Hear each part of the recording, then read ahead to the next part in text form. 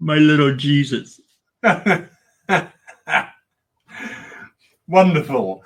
And a very good evening, everybody, and a very warm welcome to the Lyceum Evening, coming to you from the Paul Spiritualist Church down here on the south coast of the UK. We were to have the lovely Rev Ron a few weeks back, but unfortunately, due to weather conditions, I was unavailable. So we have him tonight. Isn't that wonderful? So has it stopped raining, Rob? No. Oh, well, never mind. I'm going to build an ark.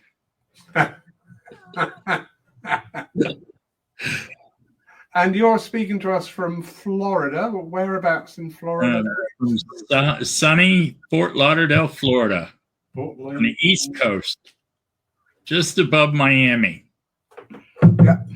I can see the picture in my mind now. I'm just about there. Thank you. Wonderful. And so nice to have you back with us, Ron. You've been with us a couple of times before. It sounds a bit wrong, doesn't it? We've had the pleasure of your company a few times before, and it always is a pleasure. And I don't even know where to start tonight because there's just so much going on in this world. Ron, you've just recently moved, have you not? Yes, I have. And we sold our house and bought a new condo. We downsized and simplified our life. Wonderful. And that's all going well, yeah? That's all going very well. Just getting a condo to the way we want it. Yeah. You know, it's quite lovely. We got a beautiful view of the river here. So my ark doesn't have that far to go to catch the current. Yeah, but it's been raining off and on here for probably 2 straight months. Wow. We haven't even been to the beach. That's how much rain we've had. Oh, wow. We're going to make you jealous. We actually had a spectacular summer over here. Oh. It was actually hot. It was like a summer should be. Ron, now we touched on this subject before we went live here tonight and just talking about things. But as spiritualists and as mediums and as whatever we are within this realm of spirituality, the world of today, how do we fathom, how do we cope with what's going on? And not only cope, but actually deal with. You know, because we're very good, aren't we? We've got the principle of the brotherhood of man, which is all very nice, isn't it? And it does tend to get wheeled out every now and then. You know, somebody does something for somebody down the road and they go, oh, that's lovely, that's the brotherhood of man. What about the brotherhood of man to the world? Because we are of this world. What's your thoughts?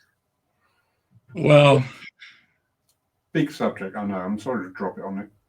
Well, no. One main tenet of the Bible is to love thy neighbor. Yeah. So how do you love your neighbor when your neighbor is being hateful and abusive? You don't. You love the spirit of your neighbor, the spirit in which God created and is guiding that person through life. And the only thing you can do is pray for them to help them wake up, to help them to see their ways.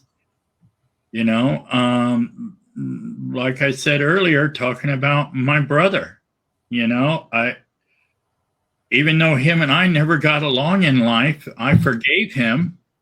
And it's only because of my sexuality, but I forgave him. But I also chose not to accept him in my life. Now, I still love him because he was my brother. I still love him because he is a spiritual being.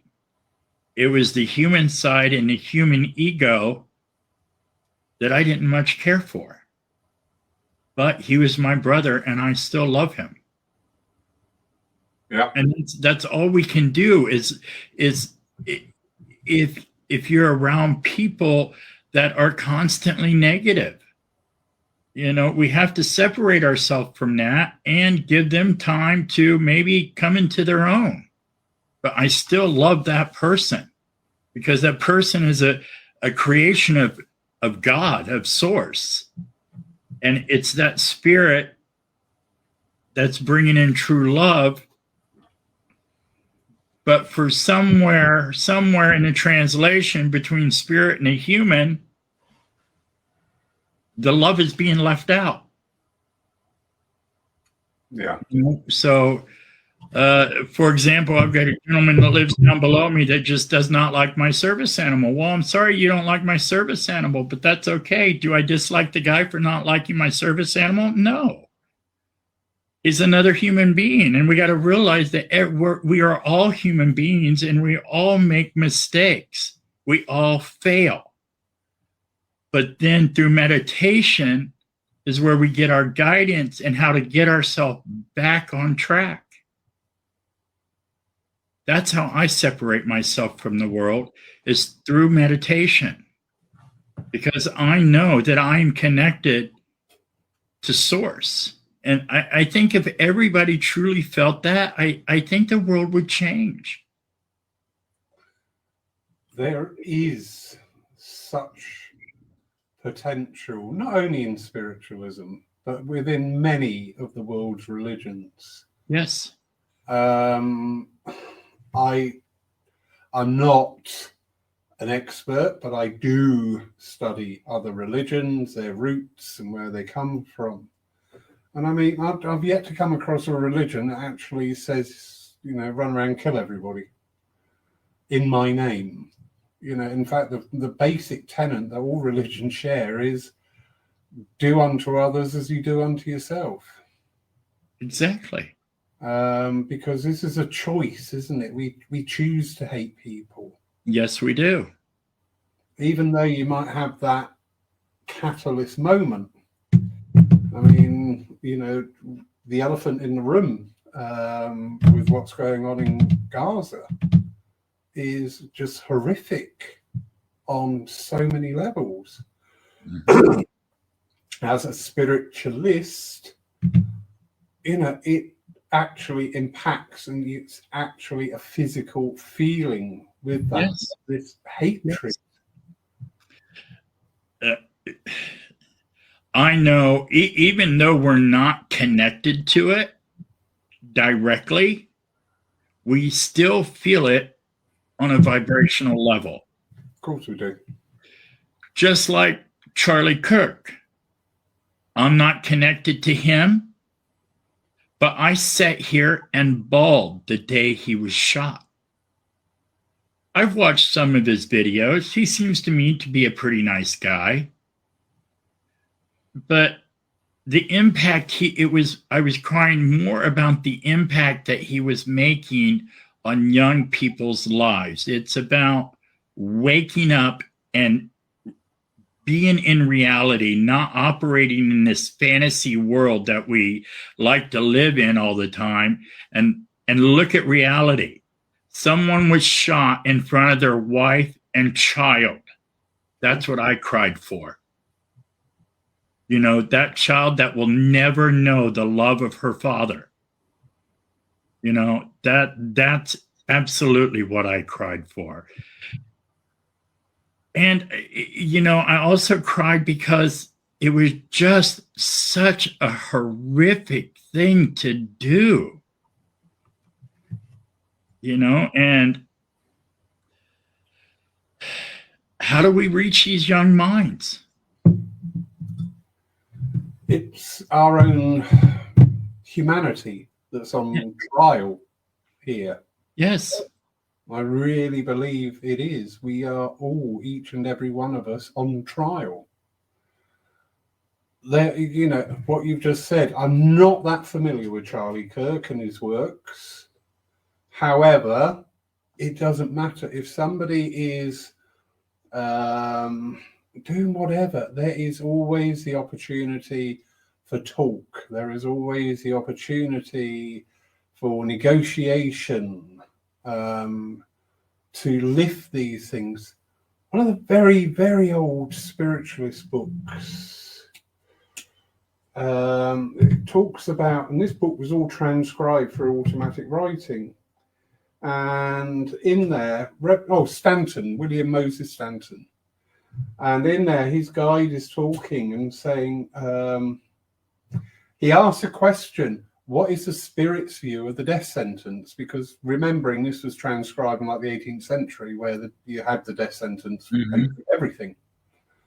And the spirit world's response was, you do not understand the great turmoil that you introduce to the land of the spirit by dispatching these uneducated souls to us. And I thought that was quite a powerful statement, because that stuck for many years. And again, it just underlines this education side. And, you know, we as spiritualists, we've got access to everything that ever was, is, and can be. Absolutely. It's all there. And yet, and if it's not in book form, when you're in meditation, it's coming through meditation. Exactly. An inspiration. And yeah, as troublesome as the world is today, and one of my favorites to study is Jesus. I love studying what he had to say, and I even go to a Catholic church, but because we have no spiritualist church here. But what I do is I take the message and I convert it into a metaphysical or spiritualist form. Okay, and Jesus was about pure love. That's what he taught, was love. So what I do, I showed it to you earlier. I have these little figurines of Jesus. And when I'm out and about and I hand it to a person, I said, because everybody could use a little love today. And that's exactly what I do. And it just puts such a smile on their face. And it's a little half-inch figurine. But to think that somebody else is thinking of you or thinking of me, I mean, when you hand this, you can just see the love come out on their face. And, you know, I don't know what type of day that person has had, but I know their day is going to be a little bit better because somebody told them they loved them. Yeah. It's that power of intent. And again, we as spiritualists should be so aware of that power that we can wield should we so choose. Yes. And I'll even leave it on the little gas station pump. You know, sort of pay it forward. Because somebody who comes and put their gas, or you call petrol, in their car, and they look up and they see it on the little pump. Well, how surprising is something like that? Just a small impact in their day makes a huge difference. Indeed. And if everybody were to be as impactful, but in a positive situation. We've got the lovely Geraldine Stormfield. Great lady. You'd love it, Ron. You really love it. And she's just saying there, Charlie's words were horrific to a lot of people, but that doesn't mean he should be killed. You're right. Yeah. You know, we're big ones. Oh, that's interesting. Jesus the Palestinian. Yeah. We're very good, aren't we? We want to see instant justice, or what do we refer to? Karma, don't we? We have this big thing about karmic laws. Mm-hmm. And in and about that, we want to see this instant backlash to things. Because I think we want it taken out of our view, if I'm honest, because I've sat a lot with this energy and trying to think, because it's a lot more comfortable, isn't it, if it's taken out of our view. If we don't have to see it, then we're not part of it, and it's not part of us. But if we're always comfortable, where would the change come in? Exactly. And I know 2020 taught me a big observation of 2020 was people, because we started on this online thing and I was going here, there, everywhere, all around the world, talking to people. It's great, absolutely marvelous. We were all saying the same thing, which I found intensely fascinating. I found that really fascinating. It didn't matter what these people were, where they came from, what religion, ethnicity, sexuality. Everybody was saying the same thing. For that brief time, we had that unification of thought. Mm-hmm. I called it the psychic network had suddenly woken up. But today's world, Margaret Challenger. Margaret, we love Margaret. I both, until man learns the truth about his physical journey, the purpose, cause and effect of his own actions, knowing that we are responsible for our actions here and hereafter. They will continue to enter the spirit world branding a gun or a knife and find themselves trapped in a mindset of misled truths and ideals, thankfully taken care of by spirit angels who would lead them to an understanding and atonement. Interesting. What's your thoughts on that, lovely Ron? Well, it is very interesting.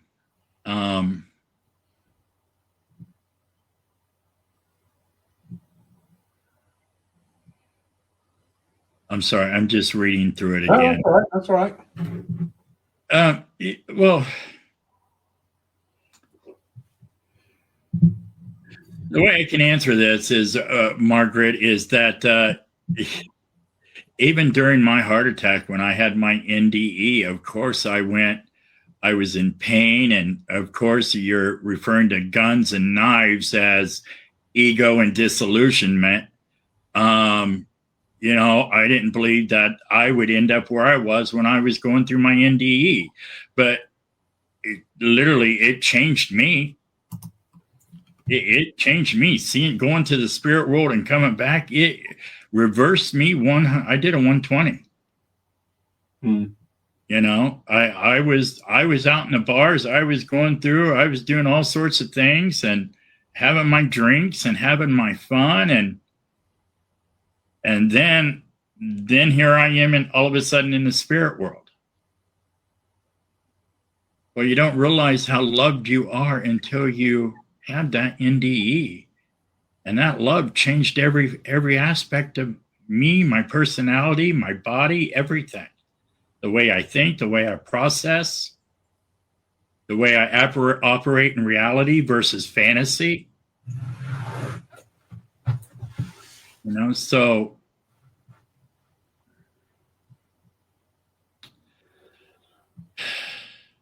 if everybody had an NDE, wouldn't the world be a better place? If everybody got to see where they're going to, we wouldn't be so afraid of it anymore, because I know I'm not. But I think there's something big going on in the world right now. I really do. I think we're in a battle of good and evil, and I feel like we have to go through this process to get to the other side, because we don't know how good it can be until we realize how bad it was. This is true, and often it's only through adversity that we find our strengths. Absolutely. Quick hello here, the lovely Joan. She's up in Philly. Oh, hello, Joan. Not the steak, the state. She's a lovely lady. I presume, are you in your hot tub drinking wine again, lovely Joan? Thank you, Joan. Yeah. It is true. As I said, it is, our humanity is on trial here. I read something the other day about Buddhists, And I found it the most interesting thing I've read in a very long time. And they've actually done studies on this. Every year, the Buddhists get 1 million children and teach them to meditate. And they hold a world meditation for the entire world, all the millions. During that time of meditation to bring the world to a calmer place, to peace, all crime rates around the world dropped 10% during the time that those children are meditating. What a fascinating fact. Now, imagine what we could do if everyone meditated at the same time all around the globe. Yep. How powerful would that be? You know, if the children can do it and only 1 million of them, considering there's 9.5 billion people in the world, imagine what we could do. I just thought that was such a mind-blowing fact on how profound meditation can be. And if it makes that large of an impact, which is really a small impact on the entire world, imagine what 30 minutes of meditation a day could do to us. And I know it has. Yeah. There are so many tools in our arsenal for self. Because I'm a big believer. You know, you get on an airplane, what's the first thing they teach you? If the air miles come down, do yourself first and then help. Right. And I'm a big believer in bringing things back to self. You know, if I find somebody intensely annoying, I go to self and go, why am I reacting to that? Right, exactly. What is it in that person that is making me go, grrr? And quite often, it's something that I should be dealing with. Yes. Quite yes, often, it is. A facet of me that I've just thought, ooh, yeah, maybe you want to calm down on that one. Anyway. Yeah. Geraldine. Were you listening to the earlier conversation, Geraldine? We're having a wake-up call, seeing the truth with the world and how it is controlled in every aspect, government, business, religion, and all of it. That was the topic of conversation before we went live tonight. There's a lot of very twee phrases and thoughts going out there, and people talking about we're raising up to the 12th dimension. I think we're on the 15th dimension at the moment, whatever it is. But actually, in essence, they all boil down to the same thing, that we are actually seeing the world through different eyes because it changed in 2020. It changed. Yes, it did. It changed. And because we changed, the world changed. I have mediums saying to me, oh, spirit are working with me in a different way. And I go, no, they're not. You've changed. So therefore, the way you're working with spirit has changed. We're great, aren't we? And putting it on somebody else. Exactly. Yeah. Exactly. We've changed. Our mediumship grows and expands each and every time that we have a person in front of us and we're giving them readings. Not every reading is going to be exactly the same. And not every technique you use to get to that reading or to get in that energy is going to be the same. If I'm dealing with someone who has so much energy that I can feel them and pick up on what's going on with them without even doing my meditation with them, well, I'm going to go right into that energy. Yeah. You know, but then there's other people that when I'm sitting down and doing sessions with, that their energy is so protected that I have to figure out different ways to get them to share their energy with me. And the computer's the same way. I tell people when I'm doing Zoom, imagine your heart just going directly into the computer screen and crossing the other side, and that's me. And then I can feel their energy and stuff. And so we're always adapting. We're always changing. Oh, that's interesting. But the slowest thing to change, like, I'm sorry, what was her name? I don't remember. I'm sorry, sweetheart. The slowest thing to change is government. Geraldine, I'm sorry, sweetheart. The slowest thing to change is government, but we want that to change instantaneously. Yeah. We can't. Yeah. We're growing, expanding at 2-3 times the rate, while government is operating at half speed. So, and it also applies to the rest of the world. We are meditating, we're going in, we're learning, we're connecting to spirit, we're operating at 2 times speed the normal person operates. Well, we want to give that to them, don't we? We want to bring them into the fold. So we have to be the walking billboards for spiritualism. We are the advertisement for spiritualism. And it's somebody seeing you do something wrong, and then you just turn around and talk about spiritualism. Well, that's not going to attract them to us, is it? Yeah. Yeah. Be the example. Be it. Definitely.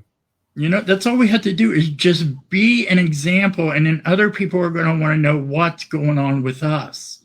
And then we can tell them. And we're not pushing spiritualism down anybody's throats or meditation down anybody's throats. It's what's so different about you, Ron? Well, let's see. I meditate every day. I'm a spiritualist. I go to church.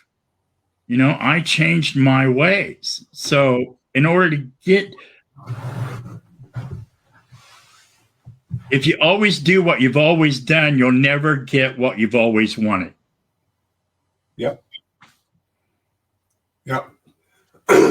And whatever you go looking for in your mind, that's what you're going to find. Exactly. If you think you live in a contentious, bitter world, then that's what your world is going to be. If you're in a loving, happy, joyous life, then that's what you're going to draw. It's magnetism. Yeah. Magnetism and radiance. Yes. We want to manifest all these things, but are we blocking our own manifestations? I think maybe we want to take a pause and look at the movement of spiritualism. I only speak for here in the UK. At this time, for example, one medium put out a post today slagging off another medium, and everybody's jumped on the bandwagon. And I'm like, do you know what? We've got access to the greatest truths ever, and we're reducing it to this bitter sideshow of one falling out with another, or and I'm sorry to say this, with our demonstrations of very twee, nice little salutations and nothing. Do you know what? My dad's very present today because he was at Arnhem, and this is the anniversary of Arnhem. And I often think, what would you say to today, Dad, of today's world? My mother as well. She was a right firebrand. That's where I got it from. I blame your mum. My mum's fault. It's not me, everybody. I'm blame my mother. Watch out. She's laughing. Good.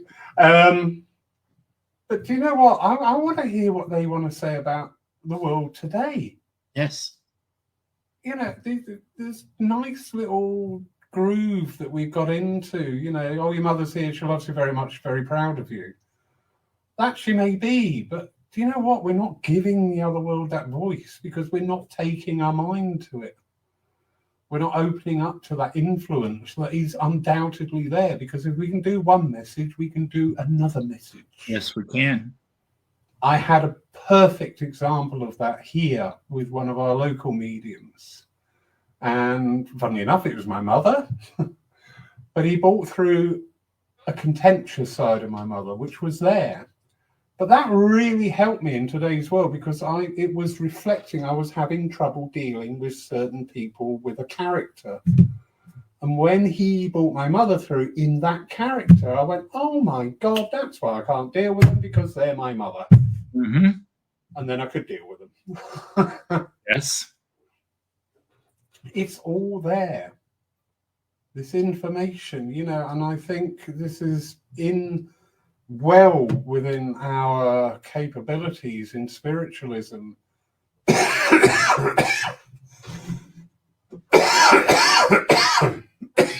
Sorry about this. Still lingering on. To be the channels for that inspiration. We used to be a movement of activists. Spiritualism was a radical movement. If you sat down in the 18th century with saying, I am a spiritualist outside of Parliament, you probably too would have been arrested. Because it was an activist movement, because of the information, because of the continuity, the understanding, and those thoughts flowing from the spirit world. Of course they're going to have comment on today's world. Exactly. Why wouldn't they? I know. I'm so sorry. I'm getting on a bit of a thing there. I do apologize. So, turn to the comments. Lovely Joan. Hi, Lauren Ron. Gave up drinking almost completely. Oh, my God. If you've got any shares in anywhere in France, Ron, sell them quick, because they're about to go bankrupt. She's heading to the hot tub to meditate. Joan again, teaching my grandchildren how to calm down using meditation and breathing. Wouldn't that be amazing if that's what we taught children in kindergarten? I know. I think we just miss this golden opportunity, because those ages, they are the golden years. Yes. They are the time when you can make that impression, the opening up.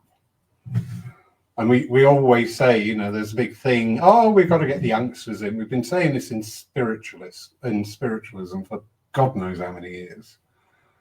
Well, when we start displaying and demonstrating something of today and something of appeal to today's youth, then we may see that. But while we're stuck in this rut of, thank you, Ron, that was a lovely demonstration. Next week, you've got a really good medium, And, that was one that was full of laughter and tears. You know what? If I hear that phrase once more time, I may just jump out of the nearest window. Full of laughter and tears. And it's dumbed down. Goodness me. I'm having to keep my energies right down here. We just have so much access. Anyway. My favorite one is Spirit's not coming close enough to me. Yeah. He must be shy. He's standing in it. No, he's not shy. Spirit's not shy. Spirit wants to talk. Spirit is coming to you because they want to talk. Yep. It's us that keep getting in the way and not allowing Spirit to fully come in, to blend with us. Maybe it's our mind, but they always want to talk to us. Yeah. They want to help us. We just have to step out of the way and learn to listen, which I think is a skill that has lost its way in translation many years ago. People don't listen anymore. While someone's talking, someone has already got their answer formulated and they've missed half the statement. Really true. And people that are hurting, that's all they want. All they want is someone to listen. Not to give any suggestions or maybe I've done it this way or I've done it that way. No, it's just about allowing people to let themselves feel like they are being heard. Yeah. I agree so much with that. In here, what my work here in the church, often people will walk in, make appointments, whatever, always amiable to that. And I learned a long time ago is shut up, Lawrence, and let them talk. Because that's what they need. Yes. They don't need me to fix them. No. No. And a lot of times when they're speaking with somebody, they're already coming up with their own solutions. Yep. And is it really them coming up with their own solutions, or is it Spirit giving them the solutions because they're finally getting all that junk out of their head, verbalizing it, getting it out of the way, and then there's room for Spirit to come in and say, here, let's try this. And then they're like, oh, well, maybe I should try it this way. Yeah. You know, it's just that make a little room for Spirit. Just like they used to say when the high school kids were dancing. And the Catholic nuns would come up and separate the kids, give room for the Holy Spirit. Well, that's what we need to do. We need to give room for inspiration. I'm going to use that line. Go back here. Joan, very valid and very poignant about today's world. I'm finding it difficult sometimes to push aside the negative energy and emotions of so many people I'm coming in contact with. I feel their fear. My first question is, are you protecting yourself every day? Mm. You know, you do your protection prayers. You know, the second question is, maybe you're feeling their fear because they're subconsciously screaming for help. Yeah. And then, especially if I'm out in public and all of a sudden I've got a spirit here with me that the woman who's getting ready to pick out her boar's head meat, I've got their loved one in spirit standing here talking in my ear. I'm not going directly up to them and say, hey, I have your husband here. He wants to talk to you while you're picking out your deli meat. I am not going to do that. But what I am going to do, and also when you're feeling the fear, say, okay, Spirit, I know you're here, but would you please open the door for me to step in? And when you do, I will. Yeah. And it is a lot of the time through talking. Last Sunday service, which I took up in the address, we were talking about fear. And I said to people, put your hands up if you are fearful at this time. And it was like 98%. I am too. Exactly. But I said, I am too. Everybody look around. You are not alone. No. Because fear breeds isolation. Fear breeds negativity. Fear is corrosive to every energy about us. But to know that I'm not the only one can be supportive, but it also can induce movement. Yes. Getting over that first hurdle to go, you know what? It's all right to be fearful. God knows, you know, everybody is. So what are we going to do about it? Well, just like Thomas Jefferson said, everything you've ever wanted is one step across fear, or one step on the other side of fear. Nice. I like that. Lovely Margaret. Are we missing Spirit's message and teaching through our ignorance of the real purpose of mediumship?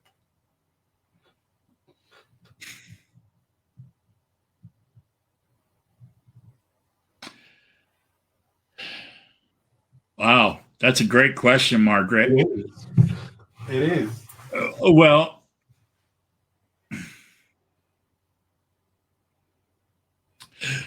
I feel like a lot of times when Spirit has given us messages and things to do, like one day I was in meditation and I perfectly heard exactly what I needed to put in my ad for mediumship.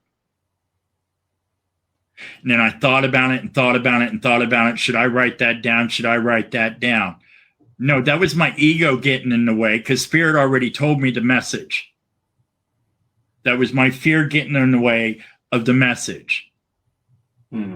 So I finally sat down and wrote it all out and just posted it. Now, ignorance. I don't like that word ignorance, because there is so much about spirit that even the highest educated in spiritualism doesn't know everything about spirit. There's so much that we don't know. There's so much that we don't know that we don't know. We don't know what we don't know. Yeah. Yes, exactly. Okay, so we can't. I wouldn't use the word ignorance. Are we missing spirit's messages and teachings? You know, I think spirit messages when we're in meditation. Is our monkey mind getting in the way? When spirit has picked us up and has taken us on the journey, are our thoughts coming into play here? You know, are we missing the messages that way because our brain is becoming a part of I just lost my word. Are my thoughts impressing upon the messages that spirit is bringing in? Because if it's my thoughts that's impressing on spirit's message, then that is my ego. Okay, so there we are missing the real purpose of mediumship if our thoughts are going into that message. Now, the teachings,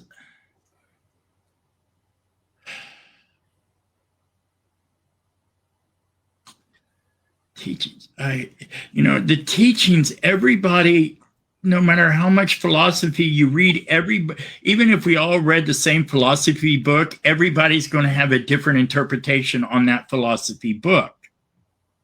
So just like if I'm teaching mediumship, I'm going to have a different form of teaching than another teacher does. Okay, so am I missing the teachings? No, because they're segmented. You're not supposed to understand everything all at once. You're supposed to learn and grow, learn and grow, learn and grow. That's the expansion of the mind. Yep. Yep. I hope I answered that well for you, Margaret. No, I agree with what you said there. One thing I've learned through study and through experience, if I were to get 10 trance mediums up on the platform, they would all talk a different truth. Absolutely. And we, because we're physical, we like, nice and solid. And that's a cup, that's fine, I can touch it, know what it is. We tend to look for the truth. Yes. But it's expanding that thought to listening to others' truths and then finding the answer within yourself, because we are here to progress. Right. And if we can turn on spirit every 2 seconds and go, oh, what's the answer to this? That's denying us this experience of life. Right. So are we missing spirit's message and teaching through our ignorance of the real purpose of mediumship? I mean, to me, the real purpose of mediumship, and this has been mirrored through centuries, you would have all across the world, in all the different cultures, you would always have the wise man or the wise woman. And they would work, as we would call today, in their mediumship. And they would forecast when is a good time to plant the crops. They would forecast times of famine. They would forecast, peaks and troughs. Well, I'm pretty sure that all those tribes sat around listening to it. If we said in today's world, right, the next 7 years are going to be really awful and full of war and bloodshed, nobody wants to know. Nobody wants to know that. No. But going back hundreds and thousands of years, people accepted that because there was this natural rhythm. They may not have liked it, but Famine's coming. What are we going to do? They would adjust. They would adapt. Right. Wonderful word. They would Yeah. adapt to that. My feeling is that mediumship is to bring forward that inspiration from spirit, not to tell us what to do, but just maybe recognize where we are. I had a beautiful private sitting, and the it wasn't an evidential sitting. It was more like a what do you call it, spiritual assessment style. Mm-hmm. But it was so well balanced, and things that said in there really resonated with me. But do you know what? It didn't answer one question, but it opened doors for me to lead the thought with. And I thought, do you know what? This to me is what it's about. Is giving me those tools, that thought, that energy to explore, find, define, and do myself. Because at the end of the day, whatever I do myself comes back to myself. Whatever others do to me, at the end of the day, goes back to them. And it's really not hard, is it? No. And I honestly, for me personally, especially after my near-death experience, for me, the real purpose of mediumship for me is proving to others that we go on, that this isn't finite, that our life continues. And that to me is the real purpose of mediumship. You know, I'm not talking to somebody pretending to be your mother. I'm talking to your mother. Yep. Who wouldn't love to hear from their mother again after they've been in the spirit world for 20 years? To me, that is evidential proof that we go on to a higher plane of existence. And that's what my goal is through mediumship, is to let everyone know that there is something greater than this. Yeah. Like the saying goes, this too shall pass. Yeah. And we shall have all the answers. Well, maybe not all of them, but we'll have a greater understanding of what our life purpose was. You know. Mm-hmm. No, it's true. And I agree totally there. The evidential mediumship, I always say to people, this is an invitation. Mm. You should leave a service or a demonstration or a sitting going, well, that was whoever, my mother, father, sister, brother, lover, whatever, there. So how does that work? And what does that mean? And that's where we miss. That's what we miss on that. What was it? Be curious, not judgmental. Absolutely. Beautiful phrase. Absolutely. Thank you, Margaret. Because people are typing furiously away there, which is wonderful. Really? Oh, yes. Well, we've got them worked up today. We got them worked up today, Lowry. We've got this handsome dude from America on, so yeah, they're all out there going, oh yeah, where is he? I want to meet him. I want to meet him. Lovely Geraldine. We can't live just positive in life. Exactly, yeah. We learn from both negative and positive energy. It's how you react to both that counts. And then, as a side note, a lot of schools do teach meditation here in mindfulness. But yeah, that's a really good statement. You know, if it was perpetual daylight, we would crave the nighttime. If it was perpetual nighttime, we would crave the daylight. Right. It's balance. It's yin and yang. Exactly. It's everything. And even, I can't remember who did it, but they actually got the picture of the nucleus of an atom. And it actually looks like the yin-yang symbol. I saw that. Yeah. You did. Good. Yeah. Was that not incredible? You know, all these years, we've had this image of what the yin yang symbol looked like. How many, what, hundreds of years? Mhm. I don't know it all that well. But now to discover that that is exactly what the nucleus of the atom looks like. I mean, it blows your mind. Yeah. And there are few spiritual laws. To keep it simple, allow growth. But to me, always one of the biggest immutable ones is the law of balance. And I don't say, I said something horrible to somebody yesterday. I know you can't believe that, can you? I said something horrible to somebody yesterday. So today I'm going to be nice to them and that balance it up. It's not that, because you then go in, why was I horrible? What was that? Where did that come? You know, every transaction we make in this world stands investigation. I always teach in the circles. I said, you know, don't just skip with what spirit give you. Dig into it, because they're giving it to you. Everything we have from spirit has a purpose and a reason. Absolutely. There is a story attached. There is a tale to tell. And it's the same with ourselves.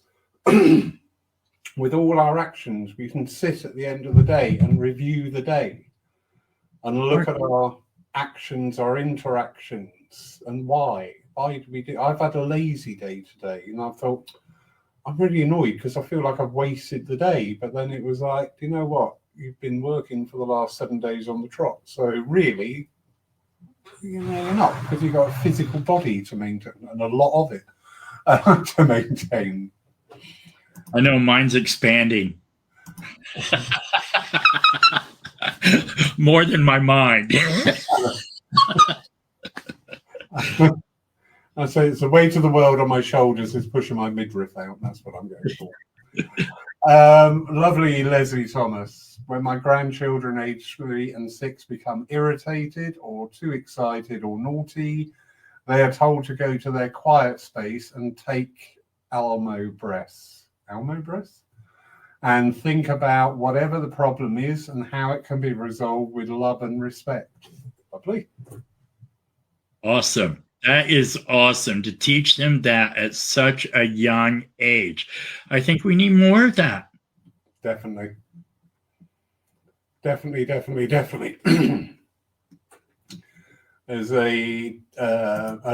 another opinion here. Geraldine, doing protection prayers is already saying you are fearful. Trust in spirit's love, no need for that protection she feels. And this is true because we're all different. We're all different, and everybody goes to spirit in their own way. I always, my main motto is, the power of God within me is stronger than anything before me. That's my ultimate protection prayer. Yeah, that's a good one. Lovely. Stephen Magar. People tend to want to change what spiritualism is to fit into their lives, instead of changing their lives to fit what spiritualism is. I'm still working on what that is. Yeah. It's part of giving up the ego. Yeah. It's hard to give up what you've always known. What you thought was true turns out not to be. You know, I thought, you know, growing up that I would never be anything, amount to anything, because that's what I was always told. Well, guess what? That's not true. Yeah. It's not true. What we're told as children is really being pushed from our parents' own damaged and unhealing.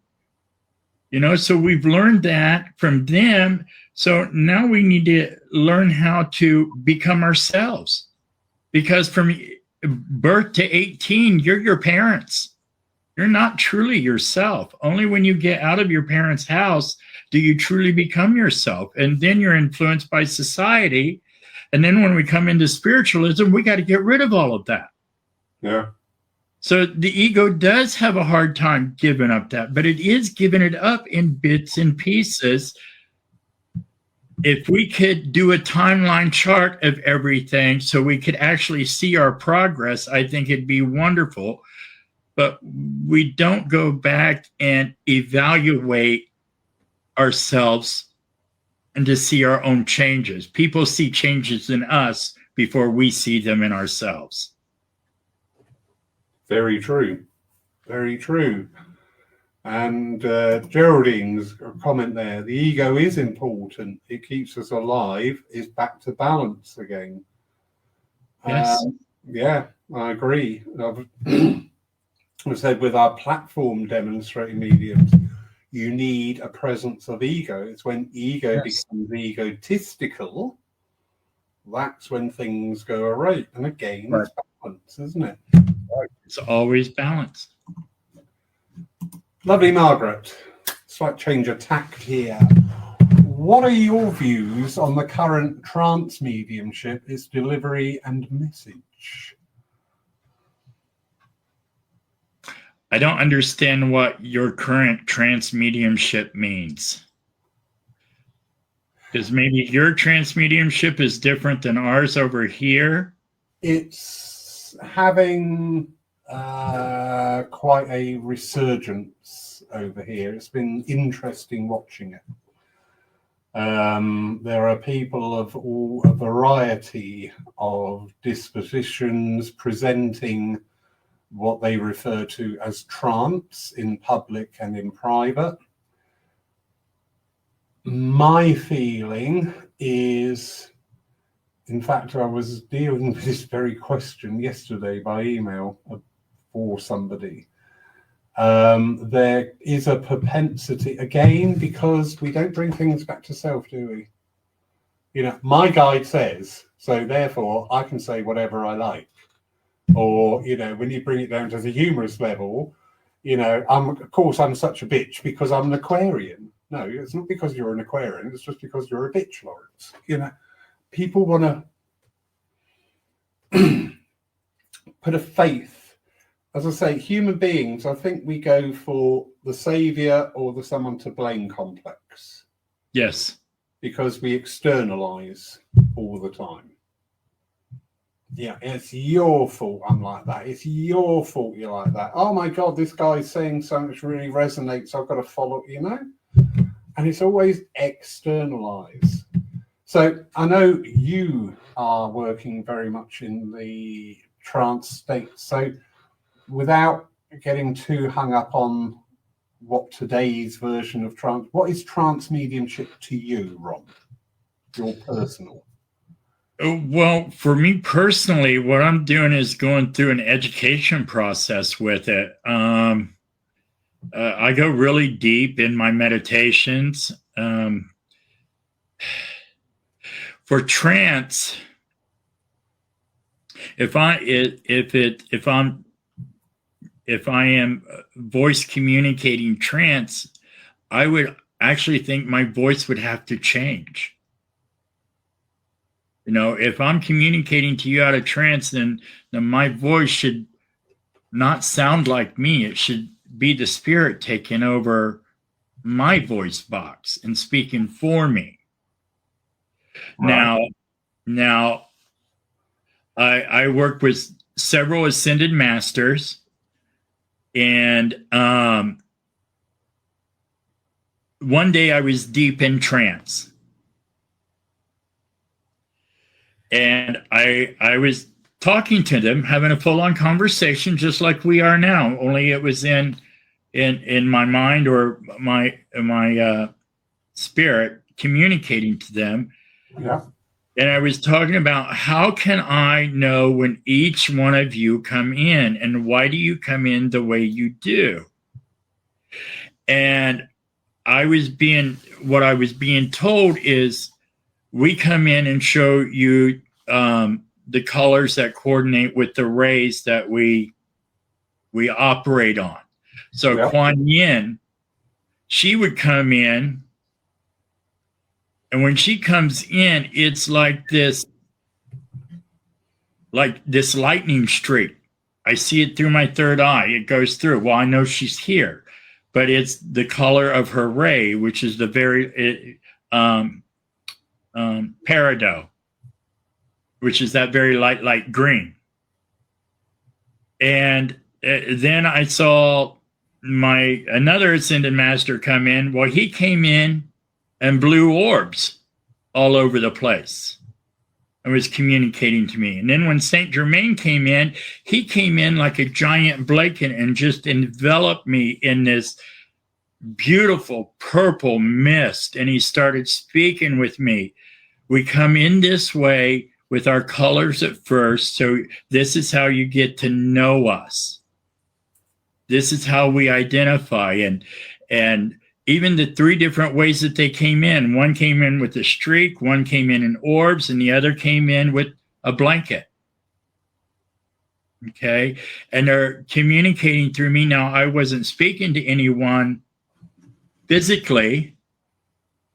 You know, it was all communication while I was sitting in my cabinet.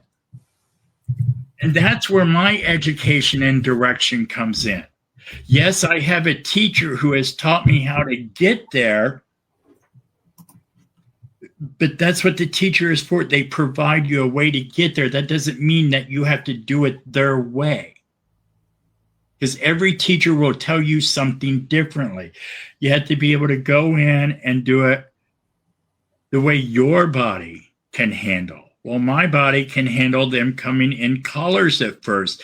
Let me know who they are very gently and very lovingly versus coming in, you know, Kuan Yin is like a peridot streak, you know, like lightning. Well, she doesn't come in with thunder and everything else. It doesn't happen that way because it would startle me out of my deep meditation. They come in very gentle and very easy and very loving. And I'm just learning trance. I've only been doing it for just a little over a year now. Yeah. I am seeing things that I've never seen before, and I will draw them out, and Lord knows I can't draw a stick figure. So anybody who can interpretate my drawing, more power to them. But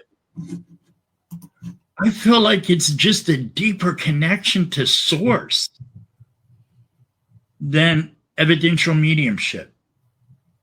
Yeah. Yeah. Yeah, I agree. Because my first love, well, no, my second love, my first love was healing. My second love was the philosophy. And when I started demonstrating, I noticed there was this sliding scale. It wasn't like there's me and then there's me. There was this sliding scale, these different degrees of influence. And I think, again, with what we refer to as trance mediumship, maybe we want to again look at our language that we're using. Because the word trance mediumship immediately conjures up this mental image of somebody stepping in and taking over and doing all the talking. Whereas if we look at it more in the general term of altered states, yes, I think that will give us a better idea of what's going on. Because when we start dealing with it in the form of altered states, that altered state can constantly evolve.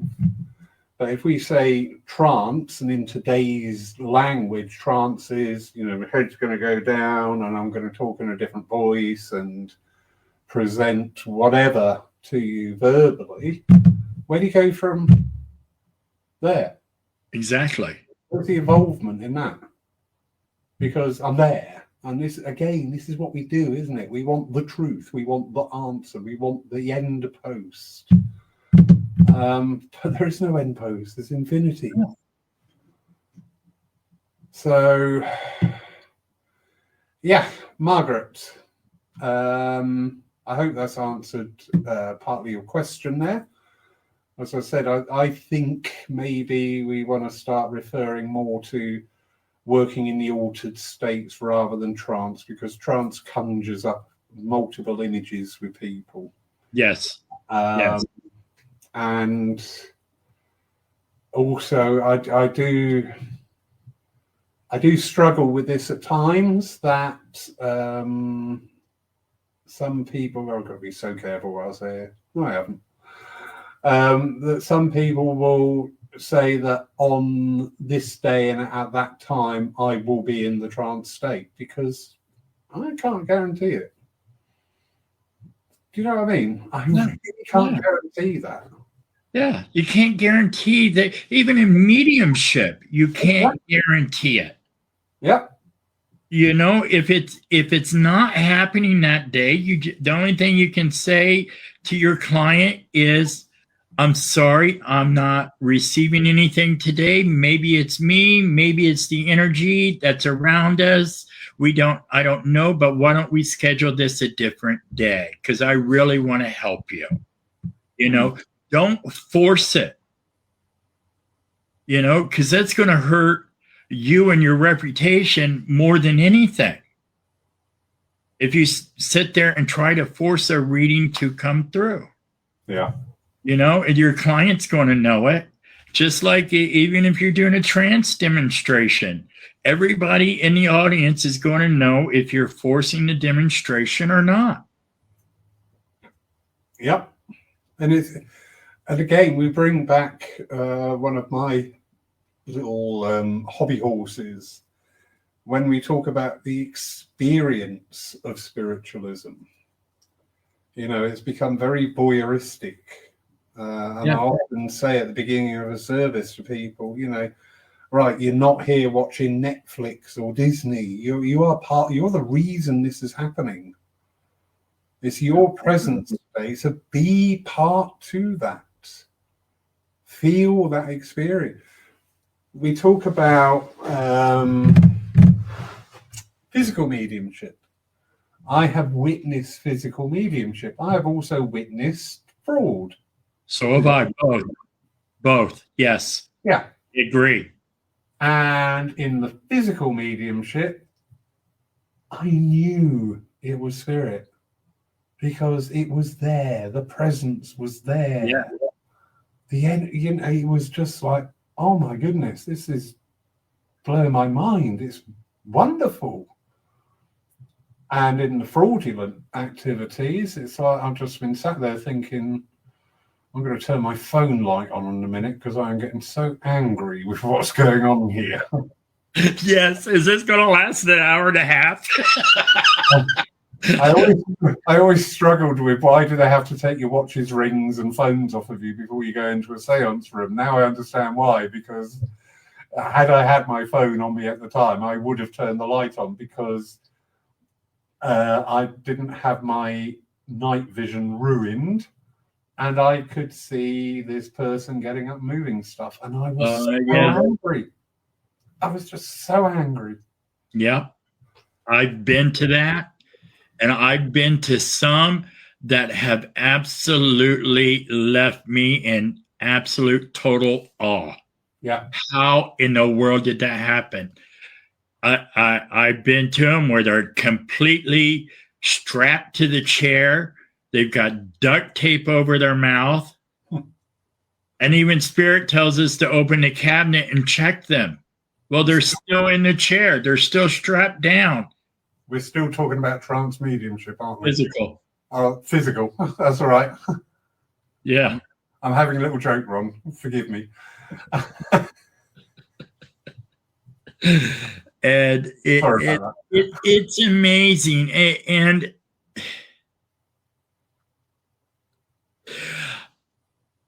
forgive me, but I think because of my near-death experience, I can see through a pile of bullshit that's stacked as high as the Empire State Building.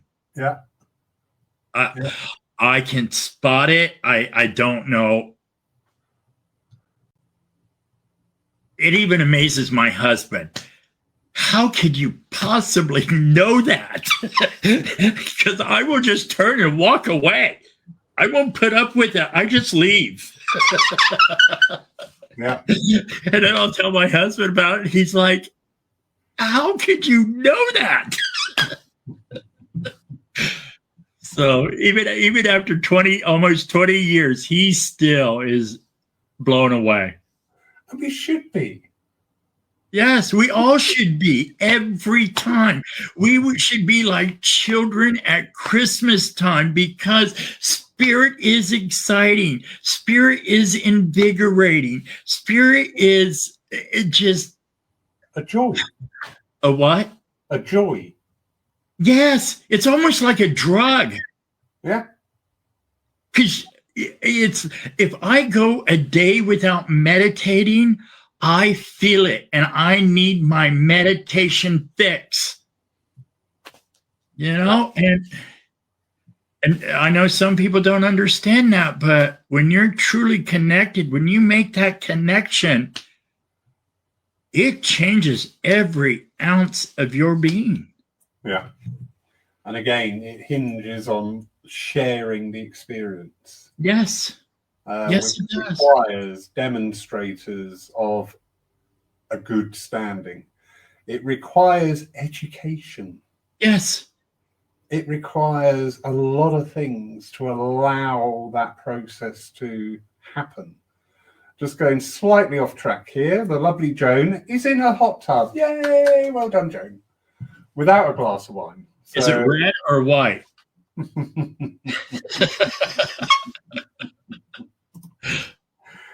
Leslie Thomas. Oh, agreeing with me. That's nice. Absolutely. Yeah.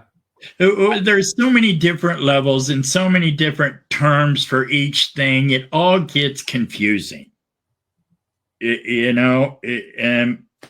Like trance voice, or I can't even think. So you're absolutely right, Leslie. Yeah. Yeah. And Leslie again, my grandchildren watch a children's program that is fun and educational. One character is called Almo. So when he needs to be, he is told to go and take some breaths and calm down. So they relate to Almo. Oh, right. Apparently I should watch it. Is she having a little bit of a dip there, do you think?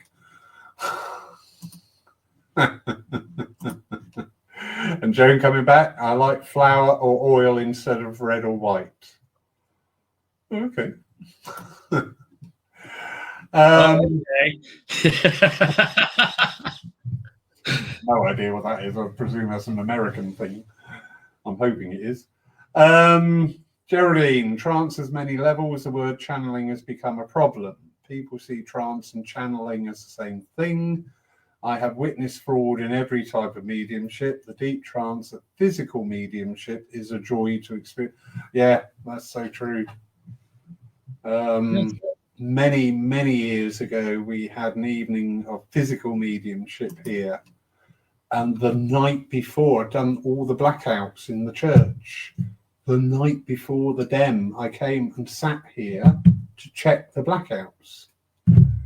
And this nun appeared. And I'm like, oh, yes, can I help you?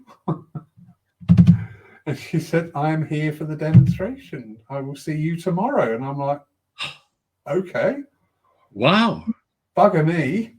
But the medium, who I had no idea of, I had no history, no background. So before I became president, I had nothing, no contact with them whatsoever. And she said at the start of the evening about the different people who speak through her. And she got to her nun. And I'm like, she was here last night. That's so cool. That's so amazing. And it's that fun. It was like, wow. Right. Yeah. The last physical mediumship I went to, Lady Nada called me forward and said, I have a gentleman that wants to meet you. And out through the cabinet, I could see the hands, and then the hands were in my hand. Yeah. And they said, I've been looking forward to meeting you. I could feel them. I could feel the hands. I could feel the fingers. But just before she called me up, she also asked us to check the cabinets to make sure they were still strapped down. Mm. And these were two people doing physical mediumship at the same time. Wow. Okay, you talking about power, and especially when you feel the room is already cool when you walk in.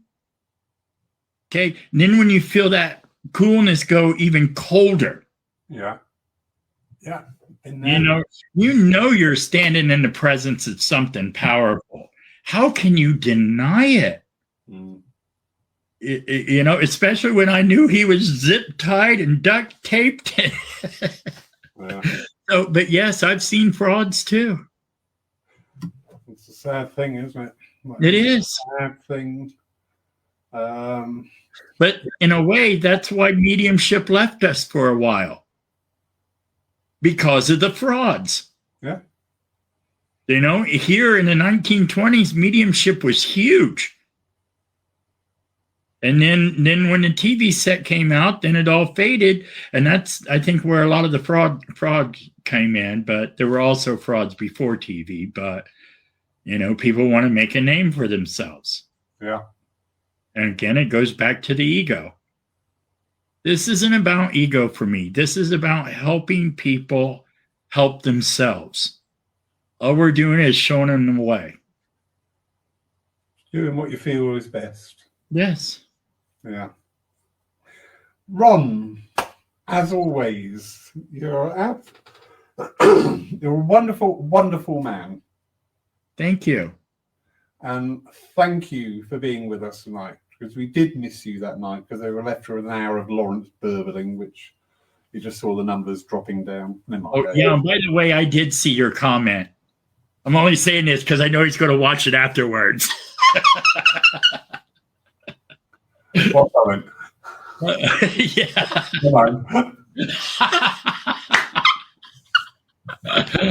I love being with you, Laurie. I just think this is what you do is incredible, and the people you reach, the people you touch, and then people talk about it, and it's bringing more and more and more people to you. And I think that's what we need more of. Yeah. And I'm gonna kick myself in the rear end here, because there's something that Spirit wants me to do, but I've been lagging in doing it because of my own insecurities. And it's sort of something the same, but on a little different level. So I need to start doing it. Yep. The more of us that speak, the more that's going to hear us, the more the world's going to change. I couldn't agree more. People like me, people don't like me. And I love all of them, because it's always, where there's talk, there's movement, there's energy. Yes. It's when we don't talk, when we don't give voice to things, that's when things become apathy and no movement. Yes. There's going to be people watching this going, bloody Lawrence Saville, who does he think? And that, you know what? I love you just as much. Right. Because I'm instigating, or we are instigating. Yes. Conversation and movement.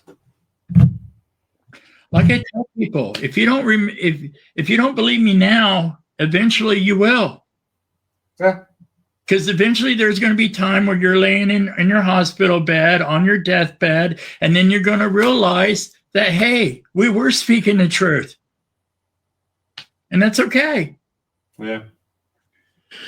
Okay, I'm sorry, my diabetes is kicking in, and I really need to run to the bathroom.